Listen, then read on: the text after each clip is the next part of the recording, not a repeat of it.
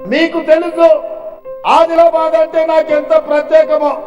ఈనాడు ముఖ్యమంత్రిగా చెప్తున్నా, ఈ ఆదిలాబాద్ జిల్లాను దత్తత తీసుకొని మీ ప్రాంతాన్ని అభివృద్ధి చేసే బాధ్యత మాది, कांग्रेस पार्टी ने। आदिलाबाद में एयरपोर्ट लाने के लिए जिम्मेदारी मेरी है।